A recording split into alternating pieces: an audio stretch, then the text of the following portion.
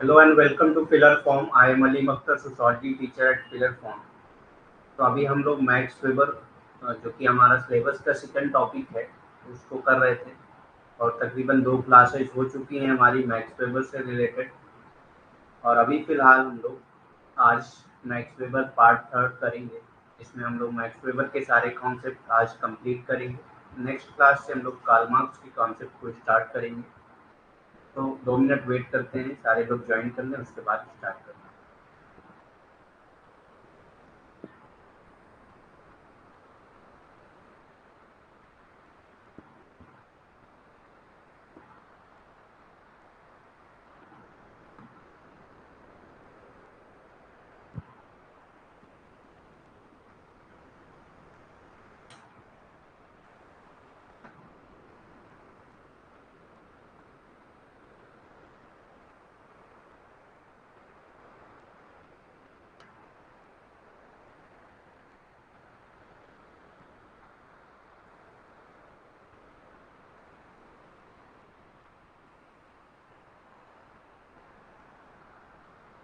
Good evening all.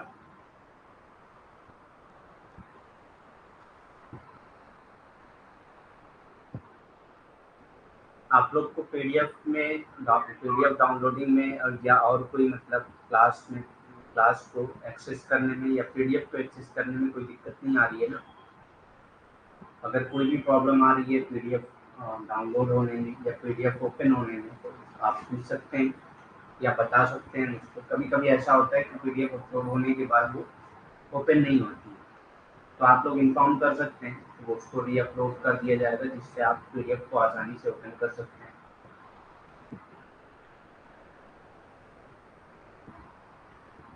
PDF आप app पे जाएंगे, ऐप में जो कोर्स आपने बाई किया है उस कोर्स पे जाएंगे। कोर्स में आपका एक फ़ोल्डर आएगा दिसंबर यूजीसी नेट के नाम से। दिसंबर यूजीसी नेट के नाम से जो फ़ोल्डर आएगा उसी फ़ोल्डर में आप देखेंगे नोट्स का ऑप्शन होगा। जब उस फ़ोल्डर को ओपन करेंगे तो उसमें नोट्स का ऑप्शन या कंटेंट का ऑप्शन होगा। उसमें नोट्स का ऑप्शन होगा।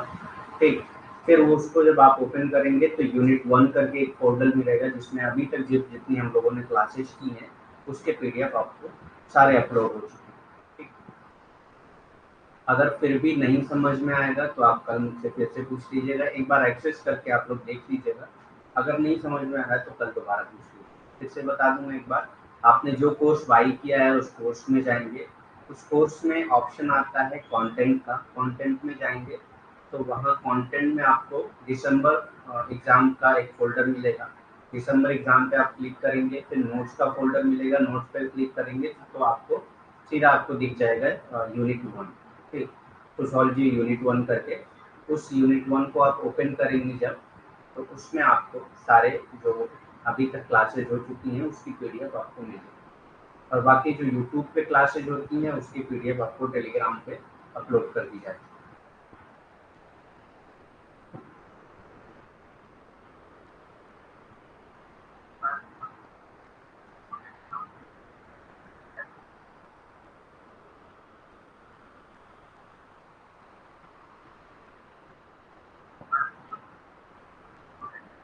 ओके, एक बार चेक कर लेता हूँ मैं वॉइस।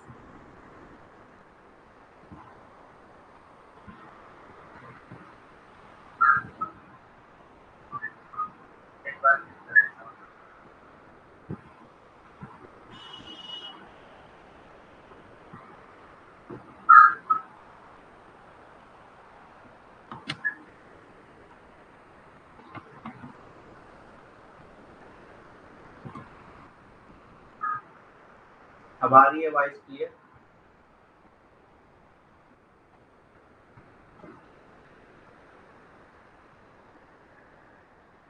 माइक लगा हुआ है।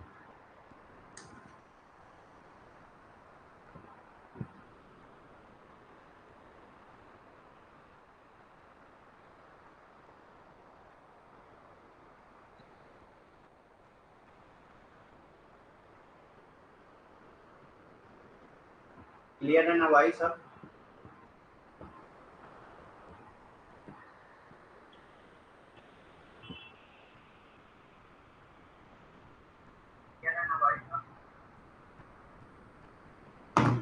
ठीक है, ओके, स्टार्ट करते हैं हम लोग।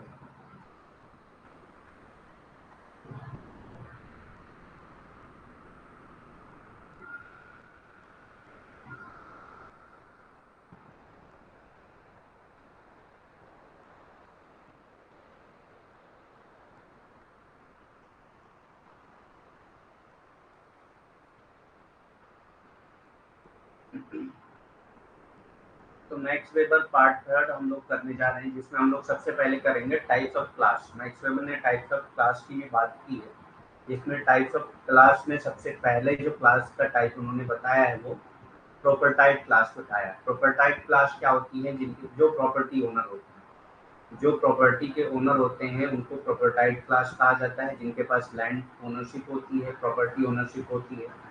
अगर इंडस्ट्रियल सोसाइटी की बात करें तो सारी मशीन फैक्ट्रीज के ओनर जो होते हैं उनको प्रोटोटाइप क्लास में रखा जाता है। ठीक, तो प्रोटोटाइप क्लास जो अपर क्लास होती है, जो बर्जुअजीज होते हैं, उन्हीं को प्रोटोटाइप क्लास कहा जाता है। जिनके पास कैपिटल की ओनरशिप होती है, वो चाहे कैपिटल प्रॉपर्टी के फॉर्म में हो, लैंड के फॉर्म में हो या मनी के फॉर्म में हो, जिस भी फॉर्म में हो, अगर उनके पास ओनरशिप है तो उसी को प्रोटोटाइप क्लास कहा जाता है। दूसरा आता है non prototype class. Non prototype class में जो है प्रोफेशनल लोग आ जाते हैं, जैसे कि डॉक्टर, लॉयर्स और इंजीनियर्स। ये सब नॉन प्रोटोटाइप क्लास में आ जाते हैं अकॉर्डिंग टू मैक्स वेबर। ठीक, मैक्स वेबर के अकॉर्डिंग इन ये सब जैसे प्रोफेशनल हैं, ये सब किस क्लास में आते हैं? ये नॉन प्रोटोटाइप क्लास में आते हैं। जैसा कि डॉक्टर, लॉयर्स, इंजीनियर, जज, अकाउंटेंट, कंसल्टेंट, ये सब जो है नॉन प्रोटोटाइप क्लास में आ जाते हैं। तो ये दो टाइप है, चार टाइप के क्लास की बात उन्होंने की है। अभी नेक्स्ट स्लाइड में हम लोग और टाइप देखेंगे। दूसरा है वर्ग के प्रकार। संपत्ति वर्ग, संपत्ति के मालिक। ठीक, संपत्ति वर्ग, संपत्ति के मालिक। संपत्ति वर्ग कौन सा होता है? जो संपत्ति के मालिक होते हैं, वो चाहे संपत्ति पैसे के शकल में हो या मशीनरी के शकल में हो, किसी भी शकल में हो, अगर उस संपत्ति का या मतलब जमीन के शकल में हो, किसी भी शकल में हो सकता है, अगर वो इन सब चीजों के मालिक हैं तो उनको संपत्ति वर्ग में रखा जाता है, यानी कि सबसे अपर जो क्लास होती है उसमें रखा जाता है। गैर संपत्ति वर्ग। गैर संपत्ति वर्ग में कौन कौन आते हैं? जो पेशेवर होते हैं। ठीक, जैसे कि उदाहरण के तौर पर अगर हम लोग देखें तो डॉक्टर हैं, वकील हैं, इंजीनियर हैं, जज हैं, अकाउंटेंट हैं, सलाहकार हैं, ये सब जो है इसमें आ जाते हैं पेशेवर क्लास में, यानी कि गैर संपत्ति वर्ग में आ जाते हैं। ठीक,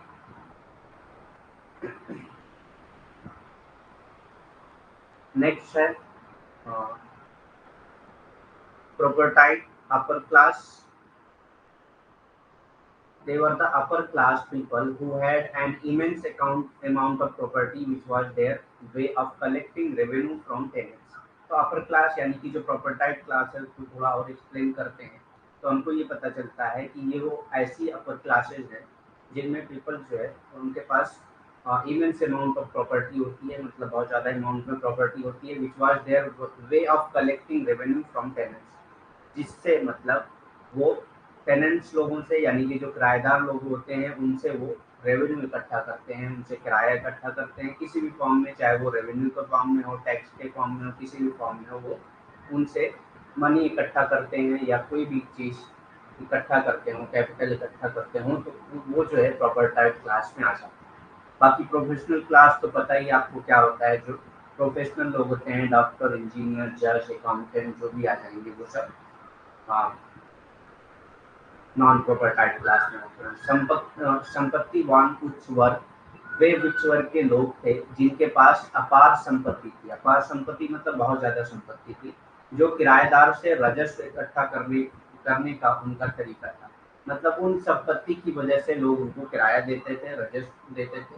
ठीक, और उसी से वो जो है अपना राजस्व इकट्ठा करके अपनी लाइवलीहुड चला रहे। ठीक, तो ऐसे वर्ग को संपत्तिवान उच्च वर्ग कहा जाता है या द प्रोपर्टाइप अपर क्लास कहा जाता है। नेक्स्ट आता है पेटी बार्जुअजीज। पेटी बार्जुअजीज मतलब जो छोटे बार्जुअजीज होते हैं। बार्जुअजीज कहते हैं जो ओनरशिप रखते हैं, उनको बार्जुअजीज कहा जाता है।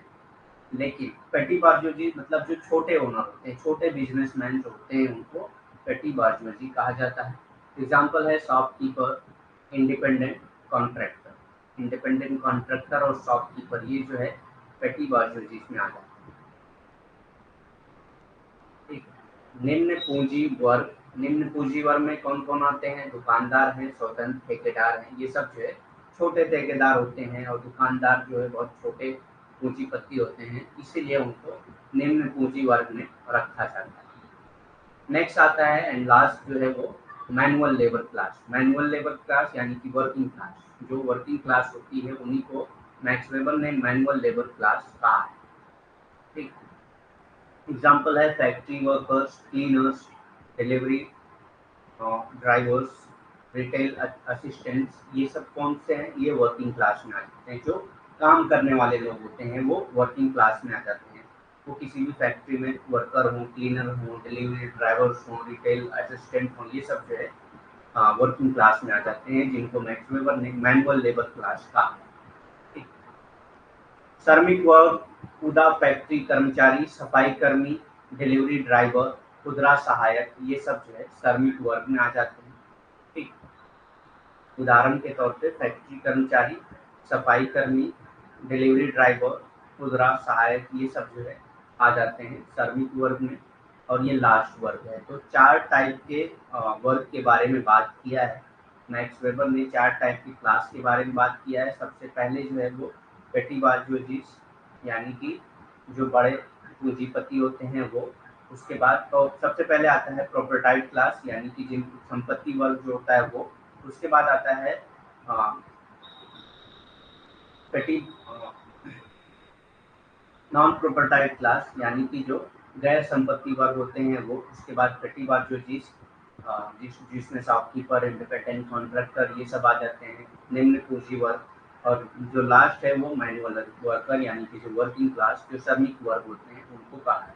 ठीक, तो ये 4 टाइप के क्लास की बारे में मैक्स वेबर ने बात की, ये आपको याद होना चाहिए।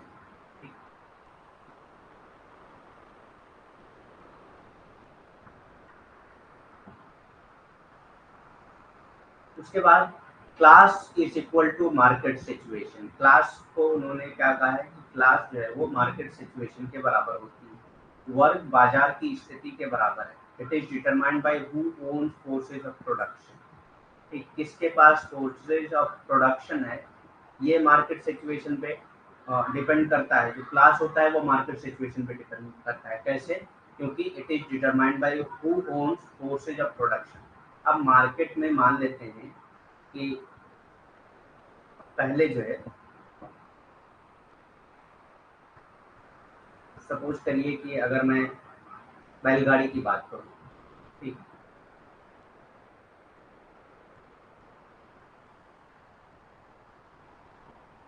ठीक, तो पहले जो बैलगाड़ी के ओनर थे वो जो है अपर क्लास में आ जाते होंगे, क्योंकि ट्रांसपोर्ट का सारा सिस्टम उनके पास था। ठीक, तो एक तरह से मतलब एक बैलगाड़ी पे इसलिए एग्जांपल दे रहा हूँ क्योंकि मतलब अभी चीजें समझ में आएंगी मुझसे।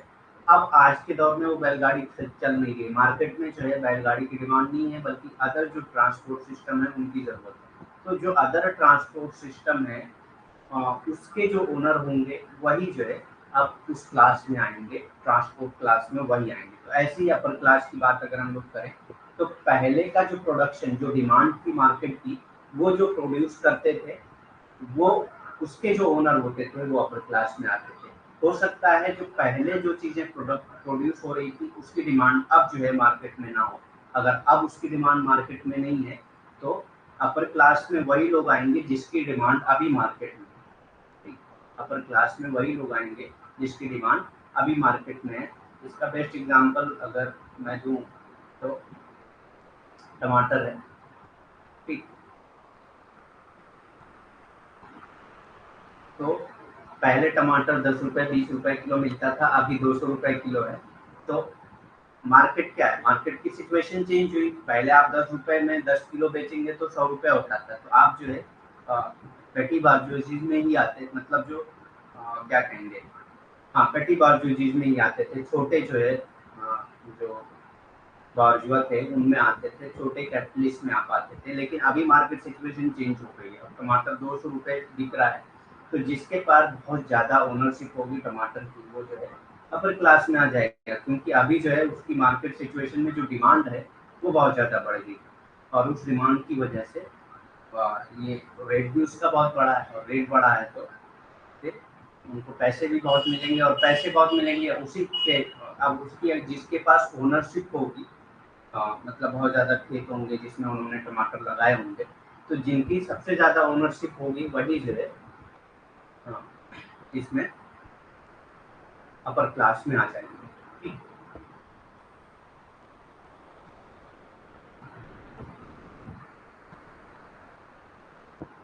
नेक्स्ट आता है रूटनाइजेशन ऑफ करिश्मा। करिश्मा का नियमितीकरण, ठीक, रूटिनाइजेशन ऑफ करिश्मा, करिश्मा का नियमितीकरण। तो करिश्मा हम लोगों ने कल पढ़ा, करिश्मा क्या होता है, ये एक्स्ट्रा एबिलिटी होती है किसी भी पर्सन की, ठीक, एक्स्ट्रा पर्सनल एबिलिटी होती है जिसकी वजह से लोग अपना अपनी अथॉरिटी लोगों के ऊपर या अपना पावर लोगों के ऊपर जमा पाते हैं, ठीक। तो अब ये रूटिनाइजेशन ऑफ करिश्मा क्या होता है, with the death of the charismatic leader, जो करिश्मेटिक लीडर होता है उसकी डेथ के बाद followers either abandoned the movement or it became more traditional and eventually even legal rational, ठीक। तो उसके जो फॉलोअर होते हैं या तो उस मोमेंट को खत्म कर देते हैं जिस मोमेंट को वो करिश्मेटिक लीडर चला रहा था, या तो उसको मतलब ज़्यादा बड़े लेवल पे करने लगते हैं, और वो या तो ट्रेडिशनल होता है और धीरे धीरे ट्रेडिशनल के साथ साथ वो धीरे धीरे रेशनल हो जाता है, लीगल और रेशनल हो जाता है। जैसे पहले जो है गांधी जी ने जब शुरू में शुरू किया, तो एक करिश्मा था उनके अंदर जिसके बेसिस पे लोग उनके पीछे चलने लगे, ठीक। उनके डेथ के बाद लोग जो है ट्रेडिशनल वे में, अभी बहुत सारे मतलब हमारा ट्रेडिशन है कि हम गांधी जी की अभी भी रिस्पेक्ट करते हैं। क्यों करते हैं, क्योंकि ये ट्रेडिशन है। ट्रेडिशन, अब उनका जो करिश्मा था वो ट्रेडिशन में चेंज हो गया। इवन लीगल है, अगर आप जो है गांधी जी के खिलाफ या गांधी जी के विरुद्ध कुछ भी बोलते हैं तो लीगल हो गया। लीगल क्या हो गया कि आपके खिलाफ केस हो सकता है, ठीक, FIR हो सकता है आपके खिलाफ, तो ये लीगल हो गया है ना। तो यही है रूटनाइजेशन ऑफ करिश्मा। तब जब जो है किसी करिश्मेटिक लीडर की डेथ हो जाती है और उसकी वजह से या तो वो लोग क्या करते हैं, मूवमेंट को खत्म कर दिए। मूवमेंट को अगर खत्म कर दिए तब तो कुछ नहीं होगा, लेकिन अगर मूवमेंट खत्म नहीं हो जाता होता है, वो ट्रेडिशन में चेंज होता है, और ट्रेडिशन के बाद वो धीरे धीरे रेशनल लीगल भी बन सकता है। तो ऐसे करिश्मा को रूटिनाइजेशन ऑफ करिश्मा कहा जाता है। जैसे कि बहुत से लोग हैं जिनका करिश्मा जो है वो लीगल तो नहीं बना लेकिन ट्रेडिशनल बन गया। जैसे ओशो का नाम आपने सुना होगा। ओशो क्या है, एक करिश्मेटिक लीडर थे जिनको लोग मानते थे उनकी लाइफ टाइम पे भी। अब लाइफ टाइम के बाद जब उनकी डेथ हो गई तो अब उनका जो जो जो सारे प्रीचेस थे, जो सारी थ्योरीज थी, वो क्या होगी, वो ट्रेडिशन होगी। अब लोग ट्रेडिशनल लेवल पे उनको मानने लगे कि जो भी उनके फॉलोअर हैं वो उनके ट्रेडिशन को फॉलो कर रहे हैं। अब वो तो है नहीं कि वो डील करेंगे तभी आप जो है उनके पीछे चलेंगे, लेकिन उनके डेथ के बाद भी अभी भी उनका करिश्मा जो है वो ट्रेडिशनल लेवल पे बात, ठीक। इसी को क्या कहा जाता है, रूटिनाइजेशन ऑफ करिश्मा। करिश्माई नेता की मृत्यु के साथ अनुयायियों ने या तो आंदोलन को छोड़ दिया या ये अधिक पारंपरिक और अंततः कानूनी तर्कसंगत भी हो गया, ठीक। तो या तो उनको छोड़ देते हैं उस आंदोलन को, या तो वो जो है बहुत ज्यादा पारंपरिक और जो है कानूनी हो जाता है। तो ऐसा अगर करिश्मा होता है कि वो पारंपरिक या कानूनी बन जाए तो उसी को करिश्मा का नियमितीकरण कहा जाता है, ठीक।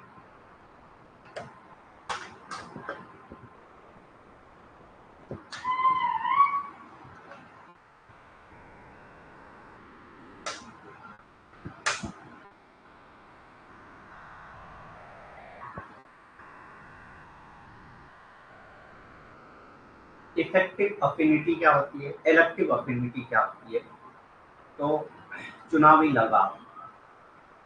Elective affinity, tribes is losing territorial significance.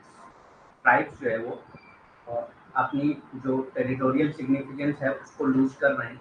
ये मैक्स वेबर ने कहा था कि जो ट्राइब है अपनी टेरिटोरियल मतलब जहाँ पे वो रह रहे हैं उसकी सिग्निफिकेंस खत्म हो रही है धीरे धीरे। ट्राइब भी जो है जंगल छोड़ के बाहर रहना शुरू कर दिए। ठीक, चुनावी लगाव जनजाति क्षेत्रीय महत्व हो रहे हैं। ठीक, जो जनजाति हैं वो अपने क्षेत्र के महत्व को खो रहे हैं, चाहे वो किसी भी बेसिस पे, चाहे उनको हटाया जा रहा हो वहाँ से, चाहे वो खुद अपनी चॉइस से हट रहे हो, लेकिन ऐसा हो रहा है। उसके बाद आता है लेजिटिमेसी। लेजिटिमेसी यानी कि वैधता। वैधता क्या होती है? According to Weber that a political regime is legitimate means that its participants have certain belief or faith in regard to it। हाँ, तो लेजिटिमेसी क्या होती है? मैक्स वेबर कहते हैं कि पॉलिटिकल रिजीम तब लेजिटिमेट होता है जब जो है उसके पार्टिसिपेंट उसको एक बिलीफ या फेथ के साथ जोड़ देते हैं। ठीक, वेबर के अनुसार एक राजनीतिक व्यवस्था के वैध होने का अर्थ है कि उसके प्रतिभागियों की उसके संबंध में कुछ निश्चित मान्यताएं या विश्वास होते हैं। तो ऐसे जब उससे कुछ आपका बिलीफ या फेथ या आपकी जो है मान्यताएं या विश्वास जुड़ जाते हैं, तो ऐसे रिजीम को, चाहे वो पॉलिटिकल हो चाहे राजनीतिक हो, मतलब राजनीतिक पॉलिटिकल या कुछ भी सामाजिक हो, तो उसको वैधता कहा जाता है, उसको लेजिटिमेसी कहा जाता है। तो लेजिटिमेसी की डेफिनेशन आपको सिंपल यही याद रखनी है कि क्या होता है। तो Weber that according to Weber that a political regime is legitimate means that its participant have certain belief और faith in regard to it. उससे रिलेटेड जो है उन जो पार्टिसिपेंट होते हैं उनके अंदर उससे रिलेटेड बिलीफ और फेथ होता है। वेबर के अनुसार एक राजनीतिक व्यवस्था के वैध होने का अर्थ है कि इसके प्रतिभागियों की इसके संबंध में कुछ निश्चित मान्यताएं या विश्वास होते हैं। ठीक, नेक्स्ट है स्टेटस सिंबल। स्टेटस सिंबल की बात जो करते हैं वो क्या होता है, देखते हैं हम लोग। Max Weber coined the term status symbol to describe the relationship between the goods that people buy as per their social status. तो स्टेटस सिंबल क्या है? आप एक सिंबल दिखाते हैं कि हमारा स्टेटस क्या है। ठीक, आपके एक सिंबल दिखाते हैं कि हमारा स्टेटस क्या है। जैसे कि कोई BMW लेके चल रहा है तो उसका स्टेटस हाई है, आप समझ जाएंगे। कोई मर्सिडीज लेके चल रहा है उसका स्टेटस हाई है। कोई जो है अल्टो लेके चल रहा है तो उसका, कोई वैगनार लेके चल रहा है तो वो क्या है, उसका स्टेटस उतना हाई नहीं है जितना मर्सिडीज और BMW वालों का है। ठीक, तो ये क्या है, एक तरह का स्टेटस सिंबल है। तो मैक्स वेबर कहते हैं लोग ऐसी चीजों को भी खरीदते हैं जो उनके स्टेटस को बताता है। जैसे कि आप जो है जो अपर क्लास के लोग हैं उनकी अगर शर्ट की बात करें, उनके मतलब कपड़ों की बात करें, तो वो उस ब्रांड के खरीदे हुए होंगे जो स्टेटस बता रहा होगा। अभी जो है स्टेटस सिंबल में सबसे जो बेस्ट एग्जांपल है वो क्या है? IPhone 14 pro. ठीक, अभी जो सबसे बेस्ट एग्जांपल है वो है आईफोन 14 प्रो मैक्स जो भी है।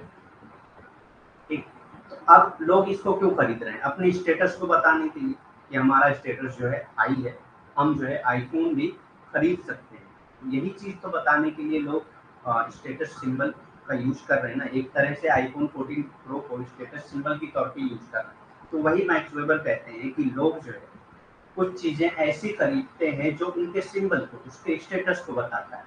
ठीक, और वो अपने स्टेटस को शो करने के लिए ऐसी चीजों को खरीदते हैं। तो जो ऐसी चीजें होती हैं वो चीजें क्या कहलाएंगी? स्टेटस सिंबल कहलाती हैं। ठीक, वो चीजें जो है वो स्टेटस सिंबल कहलाती हैं। मैक्स वेबर ने स्टेटस सिंबल शब्द गढ़ा जो लोगों द्वारा उनकी सामाजिक स्थिति के अनुसार खरीदे जाने वाले सामानों के बीच संबंध का वर्णन करते हैं। ठीक, आप ऐसे ही सामान खरीदते हैं जो आपके स्टेटस को बताता है। जैसे कि एक आदमी जो बहुत अमीर हो वो फुटपाथ की शर्ट खरीद के नहीं पहनेगा क्योंकि उसका स्टेटस ही नहीं है। चाहे भले ही वो फुटपाथ पे जो शर्ट मिल रही है वही मॉल में भी मिल रही है, लेकिन मॉल में वो इसलिए खरीदेगा क्योंकि उसका स्टेटस ही ऐसा है कि वो मॉल से कपड़े खरीद के पहनता। ठीक, तो ये चीजें होती हैं। आप जो है जो बड़े बड़े ब्रांड हैं वो क्यों चलते हैं? वो सिर्फ इसी बेस पे चलते हैं। भाई एक शर्ट जो आपको जनरली 400-500 में मिल जाती है, कोई भी शर्ट बनाने के लिए जो बनाने का चार्ज हो सकता है वो मैक्सिमम कितना हो सकता है? मैक्सिमम 1000 हो सकता है। 1000 से ज्यादा कोई शर्ट बनाने का चार्ज हो ही नहीं सकता। मतलब आप उसमें सोना चांदी गढ़ दें तो बात अलग है, लेकिन उससे ज़्यादा मुझको नहीं लगता है कि कोई भी कंपनी मतलब इससे ज़्यादा की शर्ट बनाती है, ठीक। लेकिन अगर वही शर्ट जो है किसी ब्रांड के जरिए बेची जाती है तो 10,000, 12,000, 15,000, 20,000 तक की बेची जाती है। 40,000 की टी शर्ट आती है, कितना लग जाता है चार्ज उसमें बनाने के लिए। लेकिन वो सिर्फ एक ब्रांड है जो लोगों के स्टेटस को बताती है, तो वहाँ पे वो कपड़े नहीं बेचे जा रहे हैं बल्कि स्टेटस बेचा जा रहा है। वहाँ पे कपड़े नहीं बेचे जा रहे हैं बल्कि स्टेटस बेचा जा रहा है, ठीक। अब यहाँ पे iPhone pro max 14 pro max की बात करें अगर हम, तो क्या है, यहाँ पे भी स्टेटस ही बेचा जा रहा है। बहुत सारे ऐसे काम हैं जो आप आईफोन से नहीं कर सकते, एंड्रॉयड से कर सकते, ठीक। लेकिन आप 14 प्रो इसलिए खरीदते हैं क्योंकि ये आपके स्टेटस को, और ये इतना महंगा क्यों है, इतना महंगा इसलिए है कि आपको फोन नहीं बेच रहे हैं बल्कि एक स्टेटस आपको बेच रहे हैं। तो ये क्या है, इसी सबको मैक्स वेबर ने जो है स्टेटस सिंबल के रूप में जाना है कि लोग जो है ऐसी चीजों को ही खरीदते हैं जो उनके स्टेटस को बताता है। तो होप समझ में आया होगा क्या होता है स्टेटस सिंबल, ठीक। कोई एग्जांपल आप लोग भी दीजिए क्या होता है स्टेटस सिंबल, और कोई एग्जांपल आईफोन 14 प्रो मैक्स के अलावा।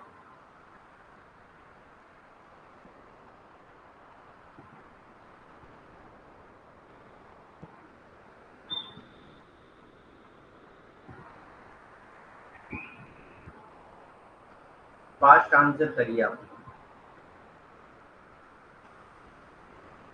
अगर नहीं समझ में आए तो भी बोलिए, मैं रिपीट कर दे रहा हूँ।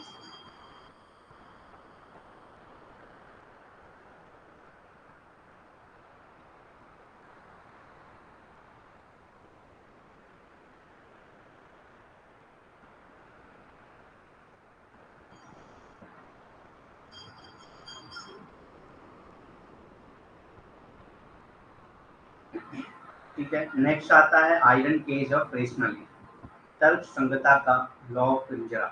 मतलब कि ऐसा नहीं है, रेशनलाइजेशन की बात जो है मैक्स वेबर ने की है, और ब्यूरोक्रेसी की बात जो है वो मैक्स वेबर ने की है। ब्यूरोक्रेसी क्या है, सारा रेशनलाइजेशन के बेस पे है, ठीक। लेकिन वो उसको जरूरी नहीं है कि वो सपोर्ट कर रहे हैं, वो कहीं कहीं पे उसको क्रिटिसाइज भी करते हैं, जिसमें उन्होंने आयरन केज ऑफ रेशनलिटी की बात की है। BMW कार, हाँ ये भी हो सकता है, ठीक। ये भी स्टेटस सिंबल है, आप BMW कार खरीद रहे हैं तो ये भी आपका फॉर्च्यूनर है, BMW है, मर्सिडीज है, ठीक, ऑडी है, ये सब क्या है, आपका स्टेटस सिंबल ही बताते हैं। बाइक्स भी आजकल बहुत मतलब ऐसी भी बाइक्स आ गई हैं जो स्टेटस सिंबल को बताने लगी हैं, ठीक। तो आयरन केज ऑफ रेशनलिटी क्या होती है, increase rationalisation inherent in social life. जब आपकी सोशल लाइफ में बहुत ज्यादा रेशनलिटी बढ़ जाती है, आप हर चीज को बहुत फॉर्मल तरीके से करना चाहते हैं, तो वो क्या है, एक तरह का आयरन केज ऑफ रेशनलिटी है। सारी चीजें बहुत मतलब ऑफिशियल और फॉर्मल तरीके से ही करना चाहते हैं, तो वो आयरन केज ऑफ रेशनलिटी कहलाती है, particularly in western capitalist society. तो ये ज्यादातर वेस्टर्न कैपिटलिस्ट सोसाइटी में पाई जाती है, ठीक। वहाँ पे भाई भाई के साथ भी फॉर्मल रिलेशनशिप होते हैं, और मतलब लोग अगर किसी कोर्स पे हैं तो वो फॉर्मली इतना फॉर्मल हो जाते हैं कि वो किसी को नहीं देखते, उसमें इमोशन कुछ नहीं होता, कुछ भी नहीं होता है, अपने फॉर्मल बेसिस पे ही जो रूल्स एंड रेगुलेशन है उसी को फॉलो करते हैं। तो ये क्या है, यही एक आयरन केज ऑफ रेशनलिटी है। मैक्स वेबर कहते हैं लोग बहुत ज़्यादा इसमें जो है और रेशनलाइजेशन में बहुत ज़्यादा घुल मिल जाते हैं कि एक तरह का केज बन जाता है, आप उससे बाहर नहीं आ सकते। तर्क संहिता का लौ पिंजरा विशेष रूप से पश्चिमी पूंजीवाद समाज में सामाजिक जीवन में निहित तर्क संहिता में मिलती है, ठीक। तो जैसे आपकी सोशल लाइफ होती है, जो सामाजिक जीवन होता है उसमें बहुत ज्यादा तर्क संहिता आ जाता है, जिसकी वजह से आप पूरी तरह से रेशनलाइज होते हैं, पूरी तरह से तर्क संगत के बेस पे हो जाते हैं, जिसको तर्क संहिता का लौ पिंजरा कहा है मैक्स वेबर।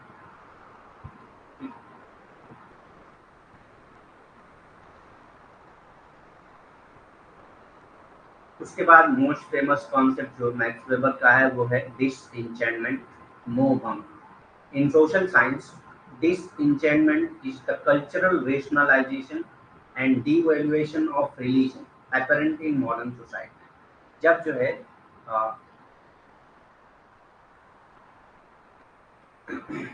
रिलीजन को डिवैल्यू कर दिया जाता है, मतलब लोग रिलीजन को सेकेंडरी चीज मानने लगते हैं, और उसको उतना वैल्यू नहीं देते जितना पहले देते थे।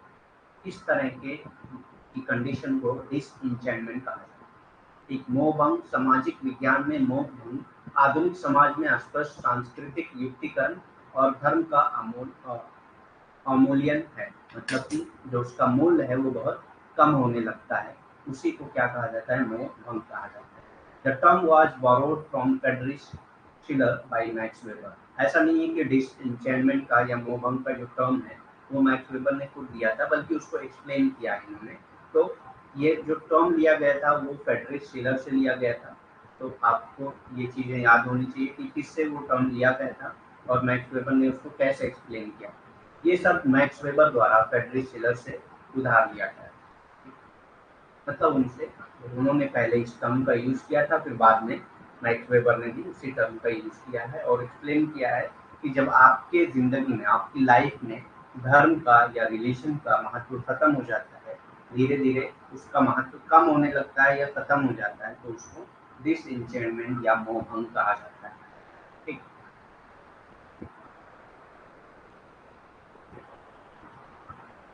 नेक्स्ट आता है बुक्स। उनकी बुक्स कौन कौन सी हैं वो हम लोग देख लेते हैं। ठीक। तो सबसे पहली जो बुक है उनकी वो Protestant ethic and the spirit of capitalism. Spirit of capitalism, Protestant ethic and spirit of capitalism, इससे रिलेटेड हम लोगों ने कॉन्सेप्ट भी किए। तो ये 1905, 4 और 5 दोनों भी सही हो जाएगा। ठीक। जो भी आता है ऑप्शन में या दोनों आ सकता है। ठीक। तो ये 1904 और 5 में पब्लिश हुई। The theory of social and economic organisation 1915 में, यानी कि 1915 में पब्लिश हुई। The religion of India, the sociology of Hinduism and Buddhism 1916। Ancient Judaism 1917। ठीक। Science education 1917। Politics education 1919।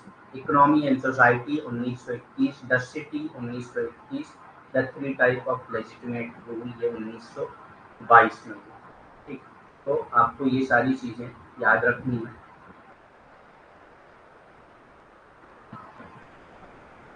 इसको याद करने का जो बेस्ट तरीका है वो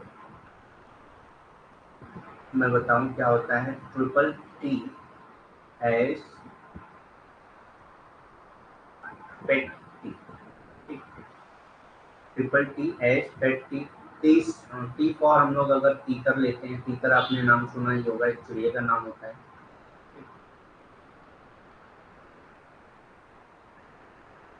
तो तीन तीतर एज पेट तीतर।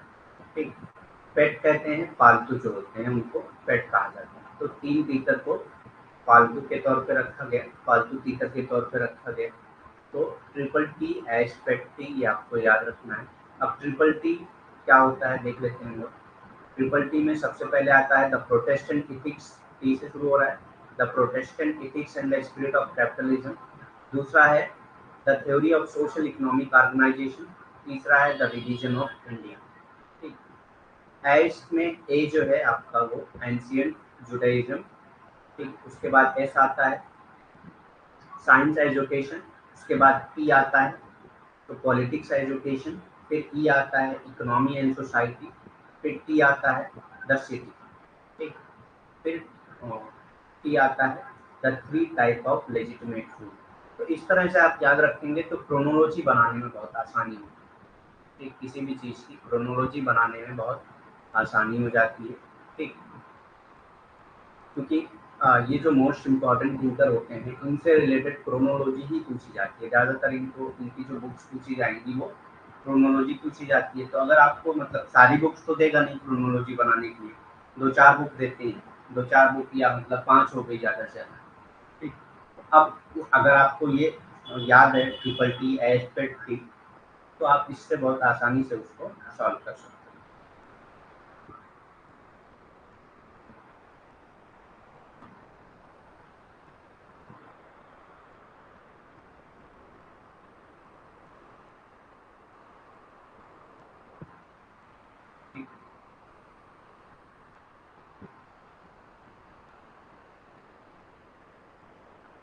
ठीक है। तो मैक्स वेबर के जो जितने कॉन्सेप्ट थे वो हम लोग कंप्लीट कर चुके हैं। अब कुछ उनसे रिलेटेड 2-4 क्वेश्चन कर लेते हैं, फिर आज की क्लास ओवर होगी। कल से हम लोग मार्क्स से रिलेटेड जो कॉन्सेप्ट हैं वो स्टार्ट करेंगे। तो सबसे पहला जो क्वेश्चन है, according to Max Weber the 3 type of authorities are types of authority के बारे में हम लोगों ने पढ़ा है। तो वो 3 टाइप्स की अथॉरिटी कौन कौन सी बताया था मैक्स वेबर ने, वो आप बताइए, फास्ट आंसर करना है। वेबर के अनुसार प्राधिकार 3 प्रकार के होते हैं। कौन कौन से होते हैं? पहला है rational, feudal and capitalist, B है feudal, traditional and charismatic, C है legal, traditional and charismatic, D है नन ऑफ दी एबव। तर्कसंगत, सामंती और पूंजीवादी, बी है सामंती, पारंपरिक और करिश्माई, सी है कानूनी, पारंपरिक और करिश्माई, डी है उपरोक्त में से सब। Answer fast.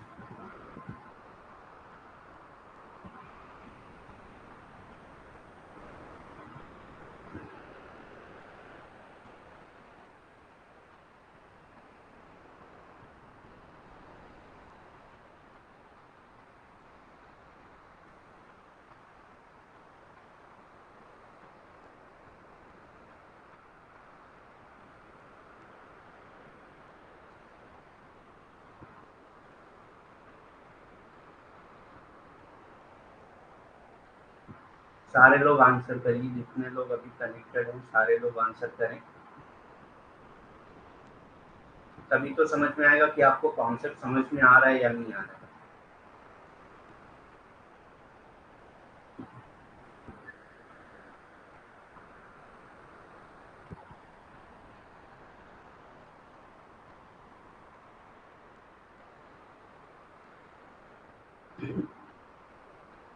तो उन्होंने जो 3 टाइप्स की अथॉरिटी की बात की है, वो सबसे पहले है लीगल, ट्रेडिशनल और करिश्मेटिक। तो आपका आंसर जो होगा वो सी होगा।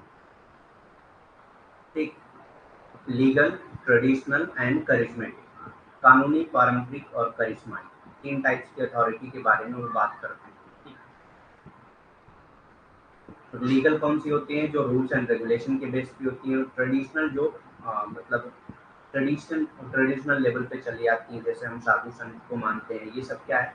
ट्रेडिशनल है। करिश्मेटिक मैंने बताया कि पर्सनल, एक्स्ट्रा पर्सनल एबिलिटी ऐसी होती है, एक पर्सनल एबिलिटी होती है जिसके बेसिस पे लोग आपको फॉलो करते हैं, तो उसको करिश्माई कहते हैं। ठीक, नेक्स्ट क्या है? Next question, that is question number 2। Max weber entire sociology is based on, max weber की पूरी जो सोशियोलॉजी है वो किस पे बेस्ड है? ठीक, मैक्स वेबर ने सबसे ज्यादा किस चीज की बात की है, किस कॉन्सेप्ट की सबसे ज्यादा बात की है, और पूरी जो उनकी सोशियोलॉजी है वो किस पे बेस्ड है? संपूर्ण समाजशास्त्र मैक्स वेबर पर आधारित, पूरा मतलब मैक्स वेबर का जो पूरा समाजशास्त्र है वो किस पे आधारित है? नौकरशाही, धर्म, पूंजीवाद, सामाजिक कार्रवाई, bureaucracy, religion, capitalism, social action.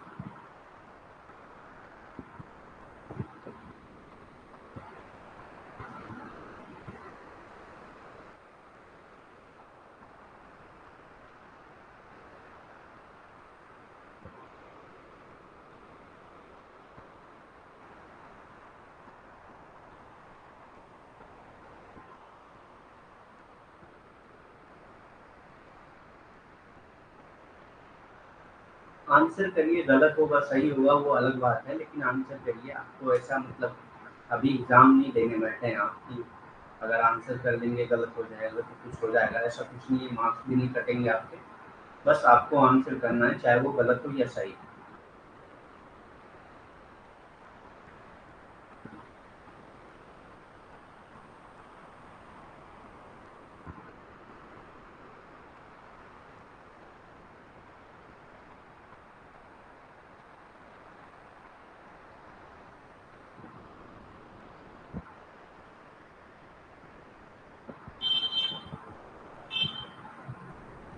तो the answer for this question is social action.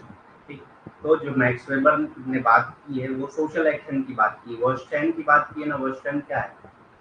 Interpretation of social action.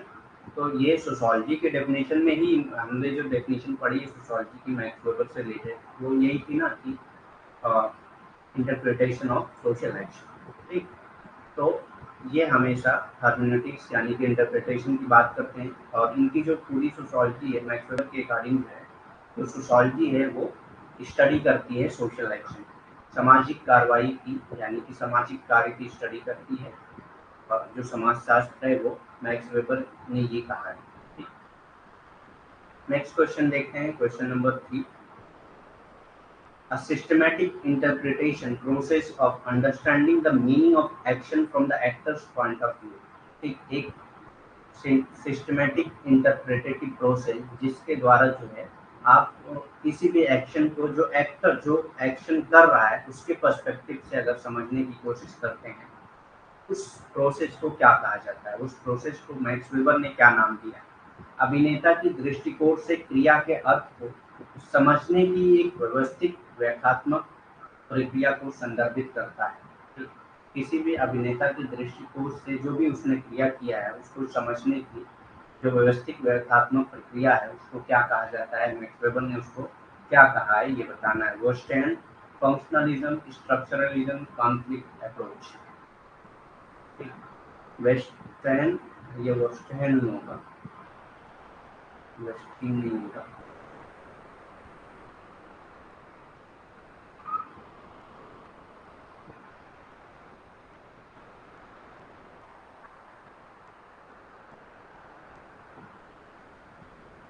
पता नहीं कैसे होगा, इसकी स्पेलिंग क्या है वेस्टर्न की हिंदी में, लेकिन आप लोग समझ जाइए इससे। वेस्टर्न कार्यात्मकता, संरचनावाद, संघर्ष दृष्टिकोण।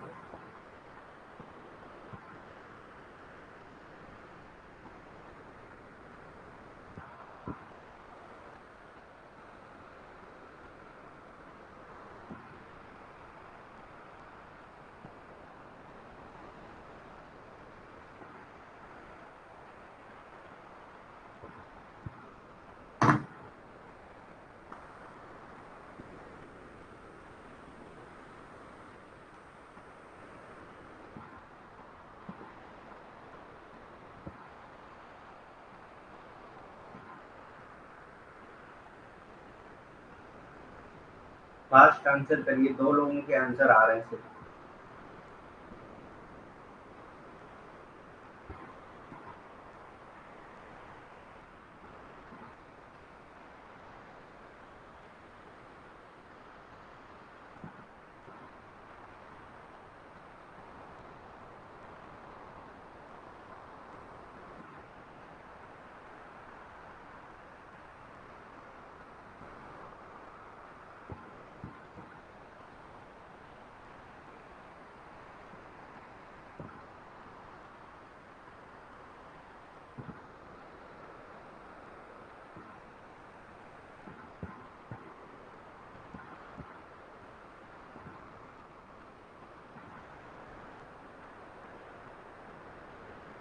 So the answer for this question is A, that is Verstehen। वर्स्टेन को ही इन्होंने कहा कि ये एक ऐसा प्रोसेस है जिसमें आप सोशल एक्शन को एक्टर के पॉइंट ऑफ व्यू से समझते हैं, तो उस प्रोसेस को इन्होंने वर्स्टेन का नाम दिया है। वर्स्टेन मतलब ही ये फ्रेंच वर्ड है जिसका मतलब ही होता है समझना, टू इंटरप्रिटेट।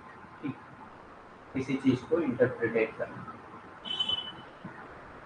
ठीक, तो वर्स्टेन मतलब किसी भी क्रिया को, किसी भी प्रक्रिया को आप जब जो अभिनेता है उसके दृष्टिकोण से समझने की कोशिश करते हैं, उस प्रक्रिया को क्या कहा है मैक्स वेबर ने? उस प्रक्रिया को वर्स्टेन कहा। ठीक, वर्स्टेन एक फ्रेंच वर्ड है जिसका मतलब है टू इंटरप्रिटेट, टू इंटरप्रिटेट यानी कि उसकी व्याख्या करना, ये सब आता है वर्स्टेन की मीनिंग है। तो इसीलिए उन्होंने वर्स्टेन का नाम दिया क्योंकि वो फ्रेंच थे, फ्रेंच से ताल्लुक रखते थे। तो ये फ्रेंच वर्ड है जिसका मतलब है टू इंटरप्रिटेट, तो आंसर भी इसका ए होगा। Next question, that is question number 4। When a person enjoys authority by virtue of his inherited status, then that type of authority is known। अगर एक आदमी जो है इसलिए उसकी अथॉरिटी रहती है कि उसको जो स्टेटस मिला है वो इनहेरिटेड स्टेटस है। इनहेरिटेड मतलब उसके बाप दादा का वही स्टेटस था, इसलिए उसका भी वही स्टेटस है। तो ऐसी अथॉरिटी को क्या कहा जाएगा? ठीक, अभी हमने टाइप्स ऑफ अथॉरिटी देखा है और उसमें मैंने बताया भी है कि टाइप्स ऑफ अथॉरिटी जो तीनों हैं उसमें कौन सी अथॉरिटी का क्या मीनिंग है। Traditional authority, charismatic authority, legal rational authority, democratic authority क्या कहलाएगी ये बताएंगे। जब कोई व्यक्ति अपनी विरासत में मिली स्थिति के आधार पर अधिकार प्राप्त करता है, मतलब कि वो विरासत में जो उसको अधिकार मिला है वो विरासत में मिला है, उस प्रकार के अधिकार को कहा जाता है पारंपरिक प्राधिकार, करिश्माई अधिकार, कानूनी तर्कसंगत अधिकार या लोकतांत्रिक सत्ता।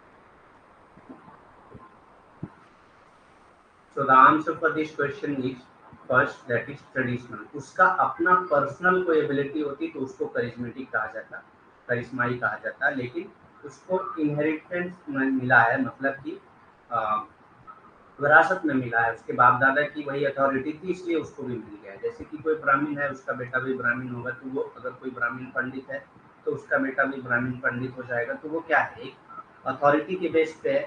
ठीक, तो ये क्या है, ट्रेडिशनल अथॉरिटी है, पारंपरिक प्राधिकार कहते हैं इसे। ये होगा आंसर इसका भी।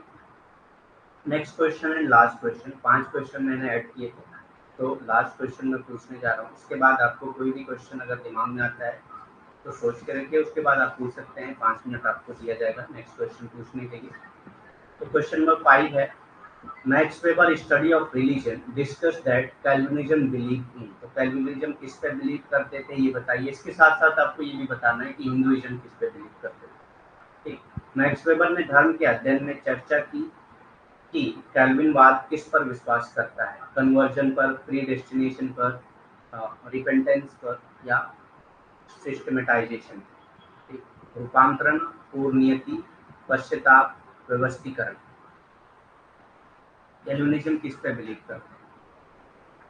कल हम लोगों ने पढ़ा है ये सब concept, Protestant ethics and the spirit of capitalism में पढ़ा है।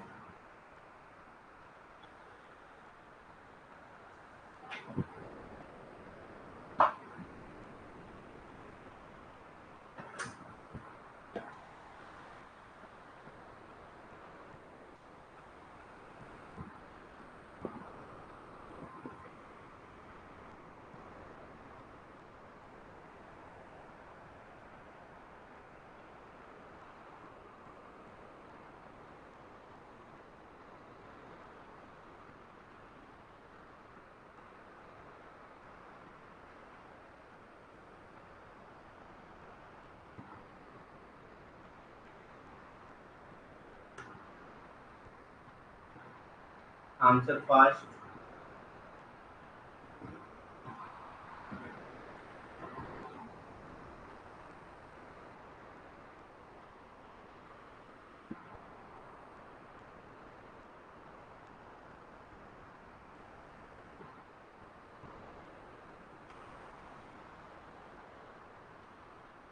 So the answer for this question is predestination।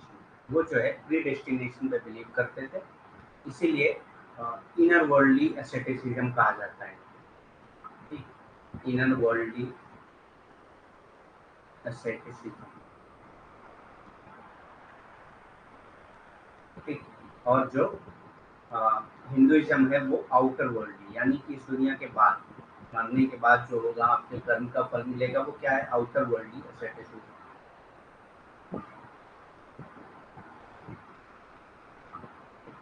तो ये दोनों अलग अलग बिलीफ थे दोनों के। जो कैल्विनिज्म है वो प्रीडेस्टिनेशन पे, पूर्व नियति पे बिलीव करते थे। अब ये मानते थे कि उनका जो भी लाइफ गुजर रही है वो पहले से लिखी हुई है और उसी बेस पे हम अपनी लाइफ गुजारते हैं। पहले से उनकी जो लाइफ है पूरा कब क्या करेंगे, कैसे करेंगे, ये सब पूरा लिखा हुआ है। तो इसको कहते हैं प्रीडेस्टिनेशन या पूर्व नियति है।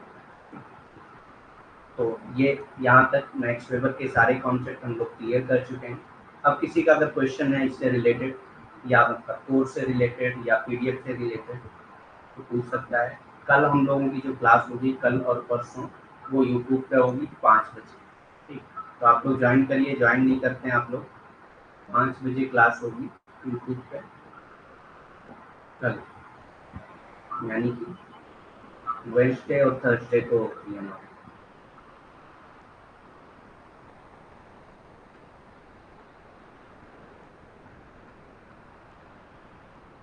और कोई क्वेश्चन आपका है इससे रिलेटेड, कोर्स से रिलेटेड, पीडीएफ से रिलेटेड, एग्जाम से रिलेटेड तो पूछिए।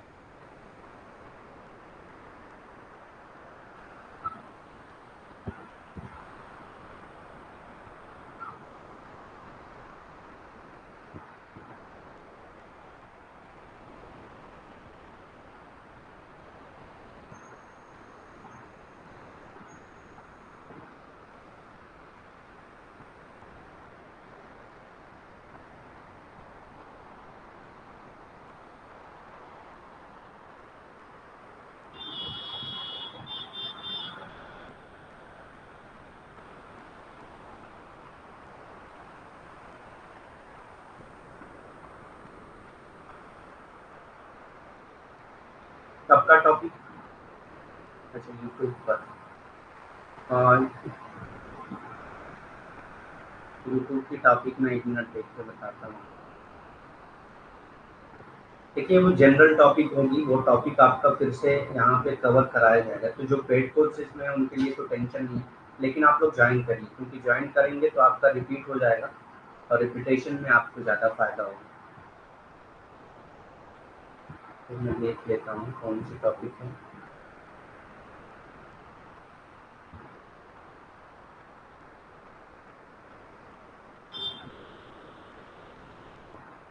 कल 19 है ना। Theories related to Bronislaw Malinowski. Malinowski के कुछ थ्योरी हम लोग करेंगे, ठीक। और उसके नेक्स्ट डे हम लोग पीवाईक्यू करेंगे, ठीक। यानी कि परसों हम लोग पीवाईक्यू करेंगे, कल कुछ थ्योरी जो है ब्रॉनिस्लाव मेलिनोव्स्की से रिलेटेड करेंगे, जो हमारे 26 थिंकर्स में ही आते हैं, जो फर्स्ट यूनिट में दिए हुए हैं।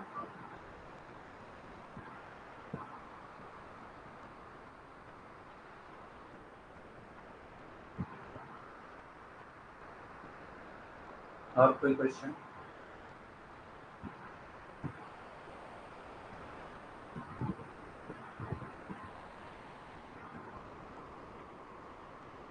ठीक है, फिर लीव करते हैं। Good night, thank you very much.